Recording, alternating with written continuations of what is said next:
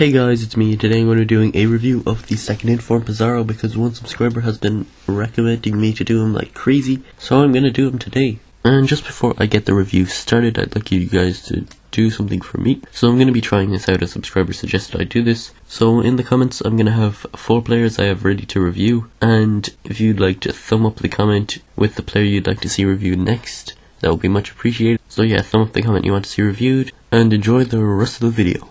You can see his on-card stats there, pretty big bump from his non-inform, but I suppose then again it is his second inform, and usually these cards do have pretty big bumps on all of their stats, or at least the ones that matter. His average price on the Xbox is just over 16k, and his average price on the PS3 is around 19k, so not very expensive at all compared to some of the players I've reviewed in the past.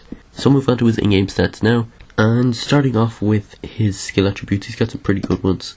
87 ball control, 88 curve, 99 finishing, 87 heading accuracy, 91 long shots, 93 penalties, 94 shot power, right footed, medium work rate, 4-star weak foot, 3-star skill moves, 81 acceleration, 84 agility, 86 reactions, 83 strength, some pretty low balance jumping and sprint speed stats, and 86 attack positioning, so not too bad at all. So move on to the clips of him playing now, and the first thing I noticed about this guy was that he was surprisingly clinical. I know a lot of players have 99 finishing, but this guy actually lived up to it quite a large amount of the time. He didn't finish everything. I have used more clinical finishers, but for the price tag he is not bad at all in terms of finishing. And as you'll see later on in the video, he did score from a few surprising angles, I suppose, and even on his left foot from pretty difficult positions. And I noticed that he seemed to be quite quick at doing 1-2s. Even though his passing stats are quite poor, he seems pretty good at passing, and yeah, generally good off the mark in 1-2s, even though his acceleration's only 81. He feels pretty quick when you're laying the ball off. His jumping of 79 I feel is a bit low, especially since on his Wikipedia page it says he's known for his scoring abilities and headers, so I think 79 jumping on a second inform is very low. And although this guy is decent in the air, he's nothing amazing. He does have the power header trait, which allows him to nod in a few more of the ones that he actually gets to, but the relatively low jumping stat means that he's not particularly amazing at heading.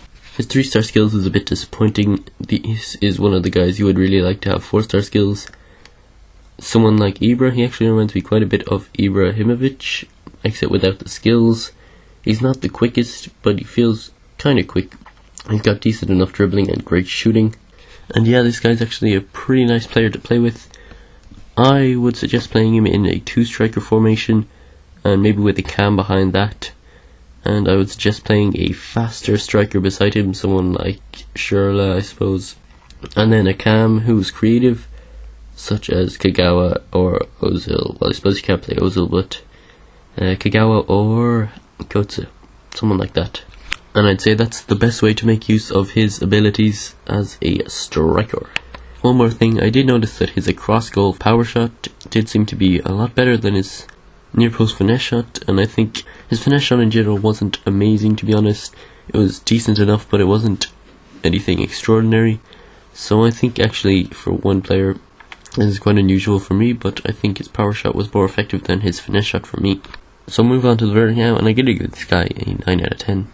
And the reason I give him a 9 is because between his skill moves, his dribbling and his pace, none of them are terrible individually, but when you add them all up, you kinda have to take away a point, because none of them are quite up to scratch enough for me to give them a 10 out of 10. So yeah, that's what I think of the second inform Pizarro. Hopefully you've enjoyed this review.